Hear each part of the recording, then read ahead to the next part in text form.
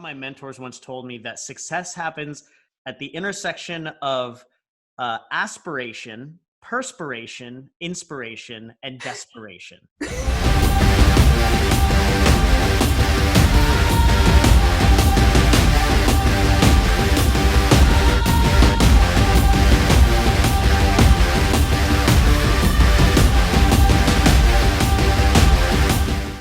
How's it going, everybody? Xander Fryer, CEO and founder of High Impact Coaching, here with the lovely Meiyan Mullin.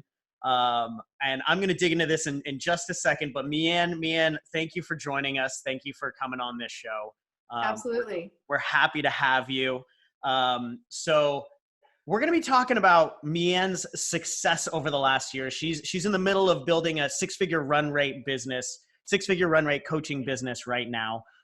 But it has not been without its fair share of pitfalls, its fair share of learning opportunities. But I want to make sure we dig into that, Meiyan. And I think the thing that I want to point out to everybody right now is, Meiyan, how many certifications do you have? Well, I'm a yoga teacher. You're a yoga teacher. All right. But from a coaching standpoint, how many certifications? I have zero. Beautiful. Yeah. Beautiful. It's true. So a lot of certifications. Mm-hmm. Yeah. So we're going to be digging into how Meiyan took her business from non-existent, zero to hero, and in the middle of building a six-figure run rate coaching business. But before we dig into all of that, Meiyan, I'd love for everybody to get a little bit of insight into you and your story. So why don't you just start us off with your offer and what you do now, and then we can kind of go back to where you started. Perfect. Yeah. Okay. So my offer, which is really important, I help women who are tired of using alcohol step into the highest versions of themselves. Yeah. And yeah, it's been a process to come to that, to go there, to go that deep into that. Right. Yeah, it's this past year, holy moly, what a journey. Yeah. So right now with this offer that you have, one of the things that we and you worked with us over a year ago, or just around a year ago, is when you actually started working with us. Yeah. And one of the things we always talk about is a coaching offer, right? Really getting an offer that works and that connects is really the difference between a lot of coaches that have like a hobby that might occasionally pay them versus actually being able to scale a coaching business.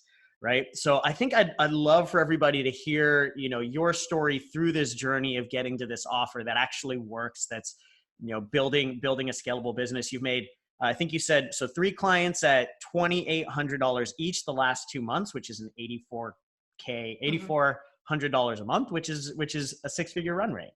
I'm on track. You're on track, right? So I'd love to go to the beginning. Like, when you wanted to start a coaching business, just take us back to the beginning. Why'd you want to start coaching? How'd you get into that? And how'd you start down this path? Right. So I knew, like, I had all these skills, talents, gifts, whatever. And I knew that I needed to bring them all together to really put like a nice big bow around everything that I do, which none of it was making good money. Right. And I was like, I got to bring everything together and really help people one-on-one and walk them through something start to finish, not just what were all these things that you mentioned? So there's the yoga. I'm also an energy worker. I'm highly intuitive. I love all my essential oils, and I'm just all things totally woo-woo. And it's like owning all of that. But how do I help anybody with all of this, with everything that I've gone through? I am 48 now. And so I started to tap into that, like women who were overwhelmed and anxious, and we kind of went in that midlife crisis zone, like women who are just really struggling to pull all their shit together, right? Yeah. And I knew that I could help them. Like I knew in my heart I could help these women the way I've walked it over the past 6 years, right? Yeah. But how do I bring that all together? I knew I needed to start coaching them. So that's when I found you.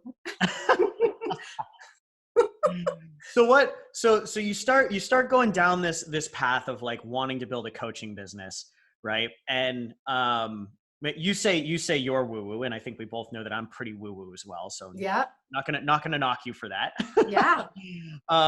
But so you start, and I think this is really important because I think there's a lot of people out there that have all these different modalities, whether it's like energy work, or they love using essential oils, or natural health and nutrition, and yoga, and they All the things, all the things. all these Yeah. things, right? So you start to combine these into something that you're doing, right? And which is interesting because like before we started this, you just mentioned to me that your program's actually been exactly the same since the very beginning, right? Yep. Your offer has actually changed. So Yeah. I'd love to get some insight into you as you first started getting this business up and running. What were the big pitfalls and the big obstacles that you had to face to really get your business moving? And what were your big struggles? Um, coming up with the program. Like, Yeah. there was a few times where I just didn't even want to show up on the calls with you guys because I was like, I can't, like, how do I get this to be real? Yeah. Right. And it was like, I couldn't quite see it, but I knew that the answers were within this, right? Within you and the program and everything. And they were, like, I got it all together. Like, I literally have this structure now, this 8-week program for people to walk through, which still just blows my mind that that's what, the meat of what came out of the program, right? But working with you, I actually built a program. Like, who would have thought? Like, it's real. And then, of course, myself, Yeah. I was So explain that. Expand on that, because I think every, like, not every, but most coaches know that, like, they are their own biggest roadblock, right? Holy shit. I thought my confidence was good, but you kept calling me out on the confidence part, and it was like, I know what I know. I know I'm good at what I know and do, but it was like the real confidence was with money blocks, Yeah. right? And talking to people about money, and talking to people with sales and marketing in mind. Like, that was those were the big gems for me. Yeah. It was just like, well, we can be comfortable and confident in, like, one area. Right. Totally uncomfortable, right? It's like pulling a fish out of water when you go into this different area, right? Yeah. By the way, I love hearing woo-woo people talk about money and marketing. That's just like oh yeah, that was it. And now I'm just like, I'm a completely different person around, like, owning my true worth and talking about big money, and like and being comfortable with the sales and the marketing. And that was the journey against myself. So explain to me that journey, like, because it's not just overnight that just happens. So what did you have to do to actually get to that point?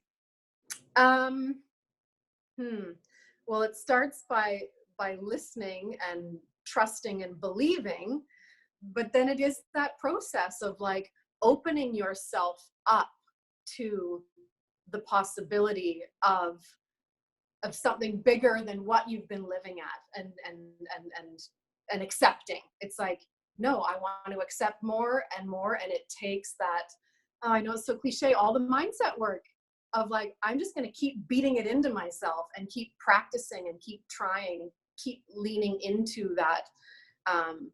Just even sometimes saying the words, it's like, you just have to keep practicing, which is mindset. And then you get there. Yeah, I think an important part to this. So after you started working with us, how long did it take you to get your first high ticket client? This is really good. And this is why I'm so glad that I'm here and I'm able to share this, because it did not happen overnight for me. I had a long hill to climb in my own limiting beliefs. And it took, so it was November to, like, July. So 6-8 months. 6 to 8 of me putting in my own big inner working. Yeah. But I think that's important for everybody to understand, because I think right now, frankly, everybody's looking for, like, the silver bullet. They're looking for the easy route, right? They're looking for the microwave solution or the shake that's going to get them there, right?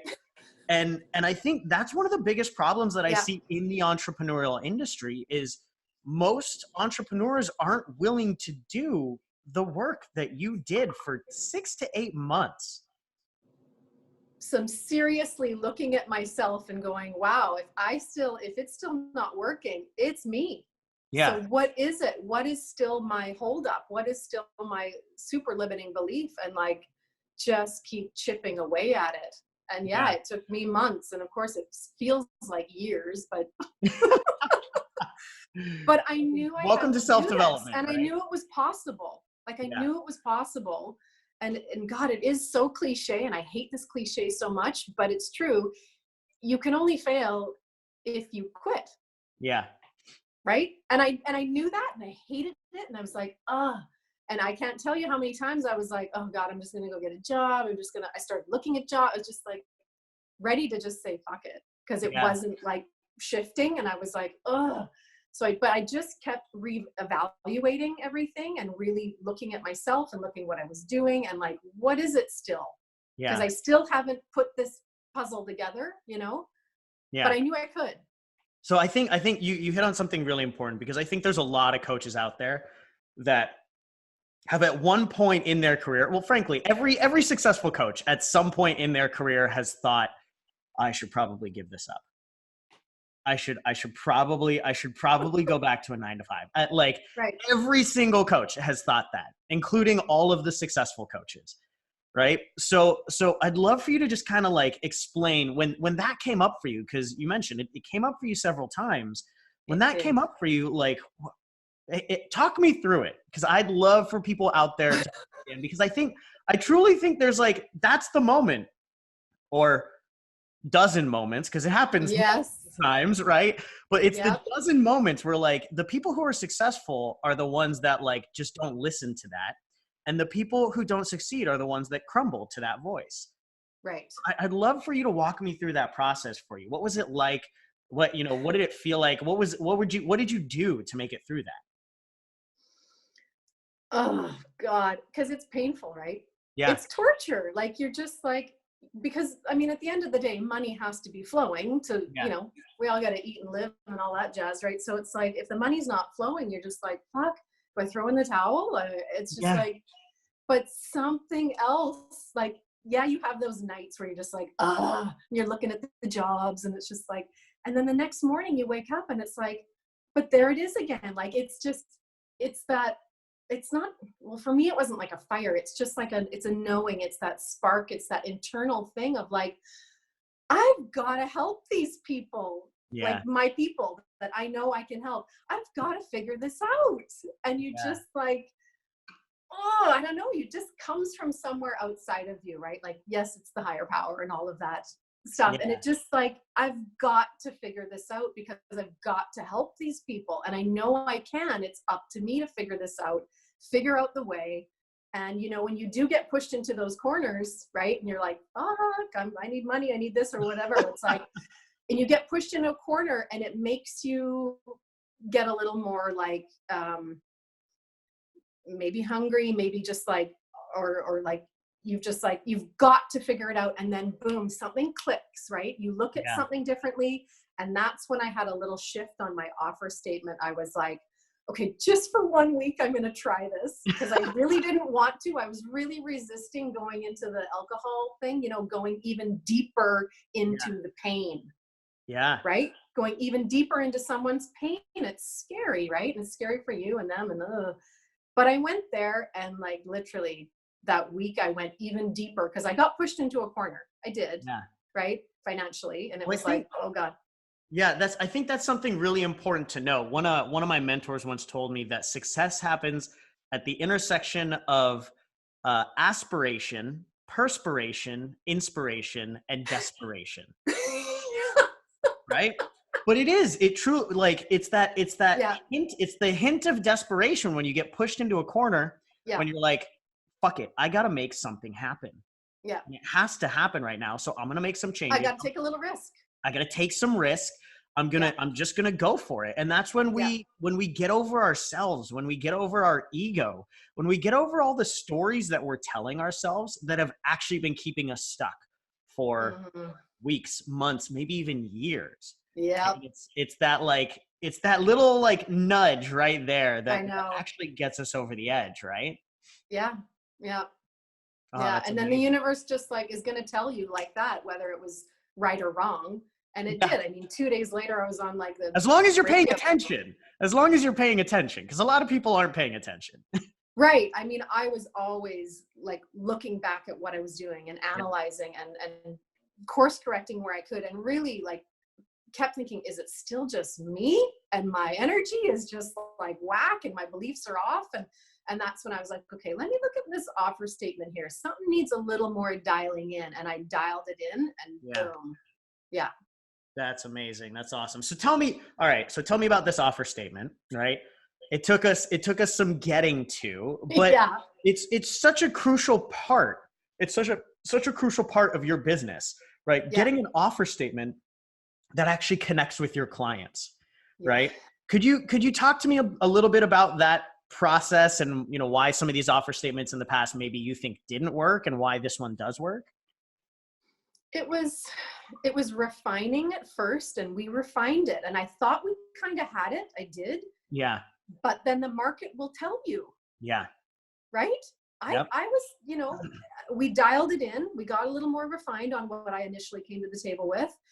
But if the market isn't, if they're just kind of getting glazed over, it's like, okay, I guess this isn't quite it. Like, what pain point do I need to really put my finger on then? Let's Yeah. dial it this way. It's just refining, right? So yeah, we just kept refining. And I think this is something that I want like all the coaches out there to hear, right? Because Meiyan Mullin, spiritual coach, life coach, energy healer, yoga instructor, Yeah. like the truth though is like if all these coaches with all this amazing, like you mentioned at the beginning of this, you have these amazing gifts, Yeah. but if you don't learn how to business, right, you're not Ugh. gonna you're not going to be able to get those gifts to anyone, right? And right Yeah. now, like I want everybody to hear the quote, right? Like the market will tell you, right? What kind of spiritual coach will tell you that the market will tell you what you need to focus on? This is your business expertise. It's business. I am Yeah, a business owner. Like, yeah, I'm also all those other things, but if I want to make a living doing what I'm doing, I have to run my business, and I have to be real about sales and marketing and accept it and love it and like yeah, figure out how to love it, yeah, right? Figure out how to see money as just an energetic exchange and all the woo-woo things, right? yeah, Like, me getting someone to say yes to $2,800 is me going in there and just turning their mind and their heart to open that flow of everything that needs to come through them that got them in the situation in the first place, right? It's not about the yeah. money. That's amazing. I love it. Yeah. I And love so it. I just had to get over it. And then they got over it just like that. As soon as you got over it, they're good to go. Yeah. Beautiful, beautiful. So what would you say for all of the coaches out there, maybe they're in the woo-woo space, maybe they're not in a woo-woo space. For all the coaches out there, what would you say their biggest problems are when it comes to getting their businesses up and running? And this may just be you, a past you, but what do you think their Right. biggest problems are? Well, it's totally themselves. Yeah. It's their own mind. It's their own thoughts. It's their own beliefs. Like, find someone who's already doing what you want to do, and look at them as an example of what's possible. And that's really what I saw. Like, so much of, I mean, this is what I was like, if anybody can do it, anybody, like, you guys can all do it, I can do it too. I'm smart. I can figure this out. I can Yeah. work on thinking the right things and saying the right things and bringing the right energy to all of it. That's the biggest thing, right? If you got the right vibe, anything's possible. That's for sure. And Yeah. just stay with it. Like, in your heart when you sit there that you've got something to offer that is going to help someone so deeply, right? And they're stuck and they're suffering. And I know this is, you've said this so many times. It's like someone right now is out there crying for the help that you can fully give them. So, like, figure out your shit and go help them, right? Well, And that was it's kind so of where true. I'm like, I gotta work this out because I'm It's a giver. I want to heal and help, and like, I gotta figure this out. Yeah, right. I think one of our clients, Chad, the other day said, I don't deserve to help anybody else until I've got my shit working for me. Right. And it's true though. We want to go help all these other people, but we have to overcome our stuff first. And like you mentioned, as soon as you overcame your money stuff, the Yeah. clients started flowing, you started enrolling regularly, and you started being able to actually help more people. Yeah. Yeah. Right. Yeah. Oh, that's amazing. What do you think in terms of your in terms of your marketing and everything like that? What do you think is one of the most important things for coaches to understand tactically? What are you doing that really works well marketing wise? Well, you gotta know yourself. You gotta know your strengths. Yeah. Like figure yourself out. What are my strengths, right? And I know that I'm good in person. And so Yeah. when I started going to networking events, which scared the crap out of me, feels like you're going to the first day of school and no one knows you and you're just like, oh, it's so painful. And Yeah. then I got into it and now I love it. I Yeah. love one-on-one with people. I love meeting people in person. Yeah. And just like that, right? It's like instant. I can get a client in a second if I meet them and we connect. It's the easiest way. So that was a biggie. But I hated it at first. It's like, Yep. but I knew that was the familiar strength with of it. mine. Yeah.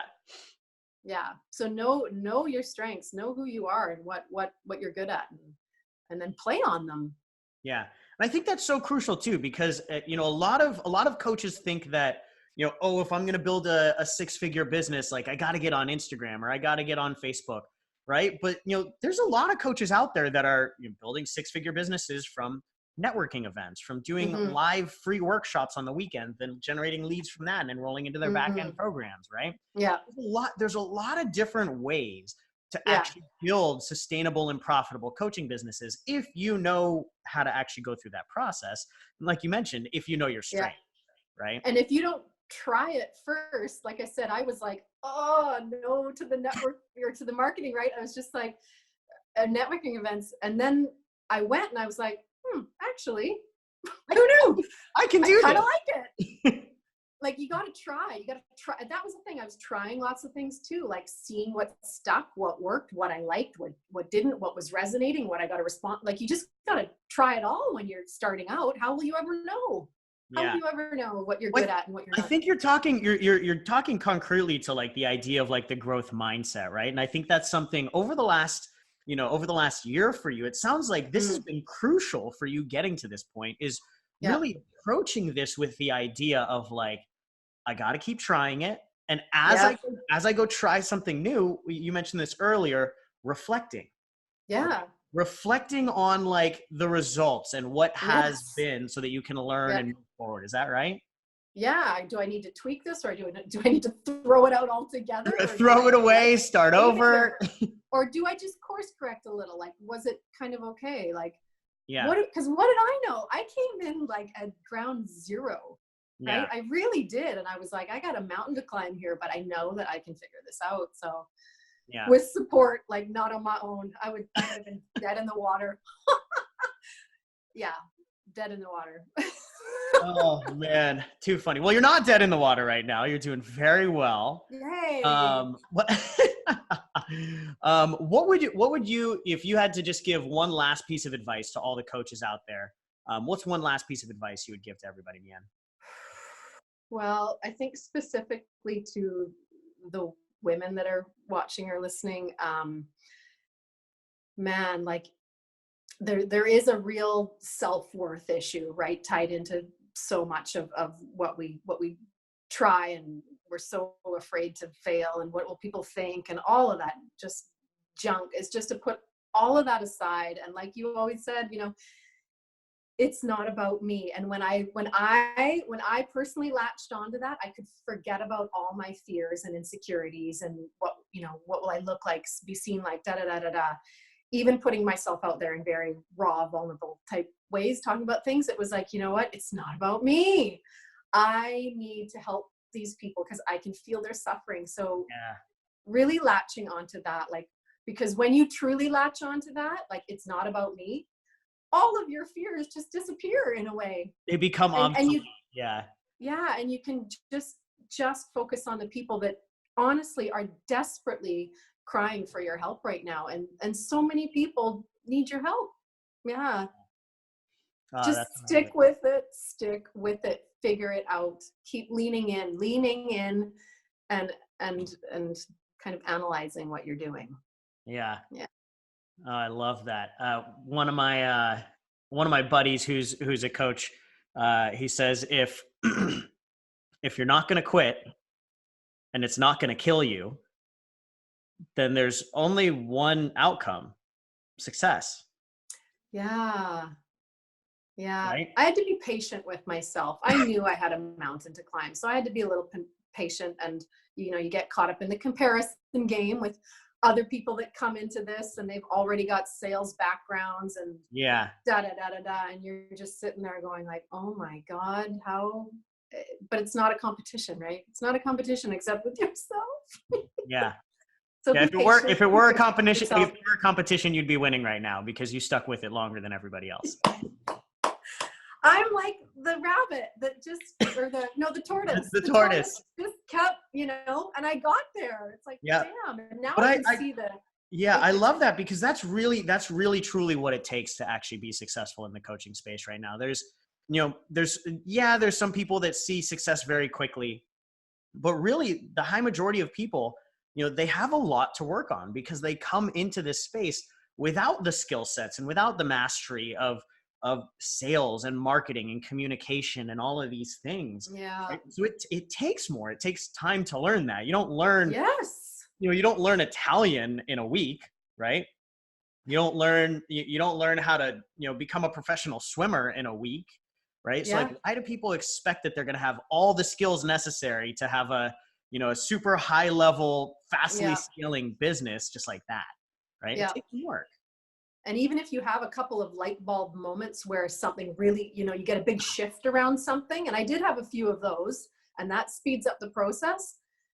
But man, for the most part, it's like I'm reprogramming myself. I'm cultivating a whole new energy around what I'm doing and being. And that just doesn't happen overnight. Yeah. Or over a week. Or over a couple of months. Like, it takes months. Yeah. Yeah. Oh, beautiful. Thank you for sharing that, Meiyan. I'm super grateful. Thank you for joining today. I think there's a lot of coaches out there that are going to get a lot from this. So I'm super grateful for that. I hope so. Yeah. For everybody out there, if you're catching this live, thank you for joining. If you're catching this on our High Impact Coaching podcast and you want to catch this live down the line, go ahead and check out our free Facebook group at xanderfryer.com/FB group to get these interviews live so we can help you be able to scale your coaching business so you can help the people that actually need you. Meiyan, thanks again. Where can people learn more about you in case they want to learn more about what you do? They can go to womenwillrise.ca because I'm in Canada. womenwillrise.ca. Yeah. Beautiful. Thank you so much, Meiyan. Thank you. You're welcome.